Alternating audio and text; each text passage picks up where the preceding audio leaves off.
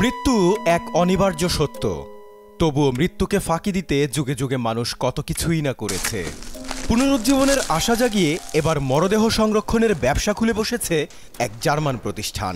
তাদের দাবি $2 লাখ খরচে মিলবে দ্বিতীয় জীবনের সুযোগ। কিন্তু তারা এই কাজটি কিভাবে করবে?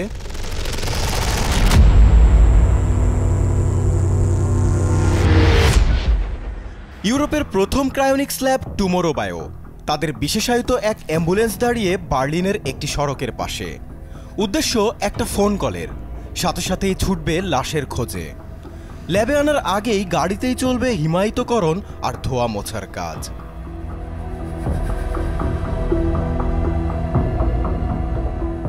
মৃতদেহকে ল্যাবে এনে শরীর থেকে পানি জাতীয় সব উপকরণ বের করে ফেলা হয়। এতে পচনশীলতা দূর হয়। কোষগুলোকে অক্ষত রাখতে ধাপে ধাপে শরীরের তাপমাত্রা -196 ডিগ্রি সেলসিয়াসের নিচে নামিয়ে আনা হয়।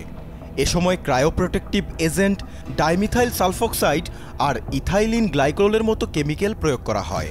তাপমাত্রা হিমাঙ্কের নিচে নামলেও শরীরের ভেতর ও বাহিরে কোনো বরফ জমবে না। সবশেষে এয়ার অ্যাম্বুলেন্সে করে সুইজারল্যান্ডের একটি বিশেষ হিমাগারে অনির্দিষ্টকালের জন্য নিথর দেহটি সংরক্ষণ করা হয়। এজন্য সর্বোচ্চ $2.5 লাখ পর্যন্ত গুনতে হতে পারে। ক্রায়োনিক্স পদ্ধতিতে মানুষ ও প্রাণীদেহ বা মস্তিষ্ককে অনেক কম তাপমাত্রায় সংরক্ষণ করা হয়। আর এই ধারণাকে চিকিৎসা বিপ্লবের সঙ্গে তুলনা করেন টুমোরো বায়োর প্রতিষ্ঠাতা ডক্টর এমিল কেন্টজিওরা।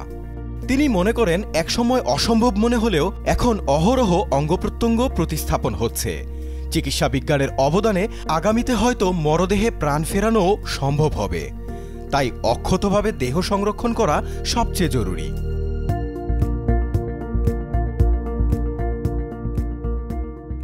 তবে গবেষক ও বিজ্ঞানীরা টুমোরো বায়োর এহেম কার্যকলাপের তীব্র সমালোচনা করেছেন। এটিকে তারা অসম্ভব ও বাস্তবতা বিবর্জিত বলছেন। কারণ কোনো মানুষকে ক্রায়োনিক্স থেকে সফলভাবে পুনরুজ্জীবিত করার নজির নেই। তাছাড়া মৃত্যুর সঙ্গে সঙ্গে দেহে পচন শুরু হয়, মস্তিষ্কের কোষগুলো দ্রুত নষ্ট হতে থাকে, স্মৃতি ও ব্যক্তিত্ব মুছে যায়।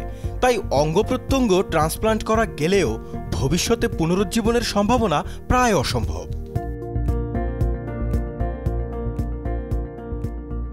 অনেকেই মনে করেন এই প্রক্রিয়ার নৈতিক ও অর্থনৈতিক বেশ কিছু সমস্যাও রয়েছে। ভবিষ্যতে যদি সংরক্ষিত মৃতদেহগুলোর দায়িত্ব বংশধরের উপর পড়ে, তাহলে তারা কি করবে? পাশাপাশি এত ব্যয়বহুল হওয়ায় এটিকে ধনীদের জন্য এক বিলাসিতা বলেও সমালোচনা করছেন অনেকেই।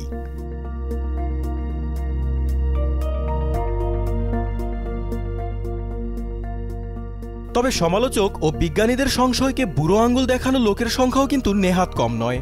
পুনরুজ্জীবন না ঘটলেও কোম্পানিটি ইতোমধ্যে 20 জন গ্রাহক ও 10টি পোষা প্রাণীকে ক্রায়োপ্রিজার্ভ করেছে। এছাড়াও 45টিরও বেশি দেশের 750 জনেরও বেশি মানুষ টুমোরো বায়োর ক্রায়োপ্রিজার্ভে অংশ নিতে সাইন আপ করেছে।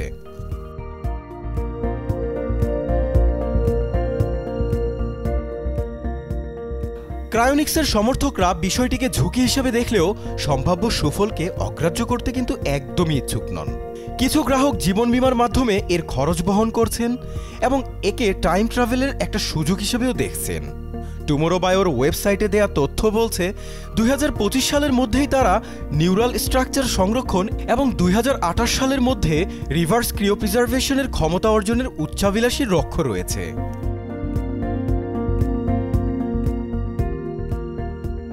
ক্রায়োনিক্স এখনও একটি অনুমান নির্ভর বিজ্ঞান, তাই এটি এখনও নিশ্চিত নয় যে ক্রায়োনিক্স পদ্ধতি সত্যিই মানুষকে দ্বিতীয় জীবন দিতে পারবে নাকি এটি চির অধরা এক স্বপ্ন হয়েই থাকবে। জাকারিয়া হোসাইন, যমুনা নিউজ।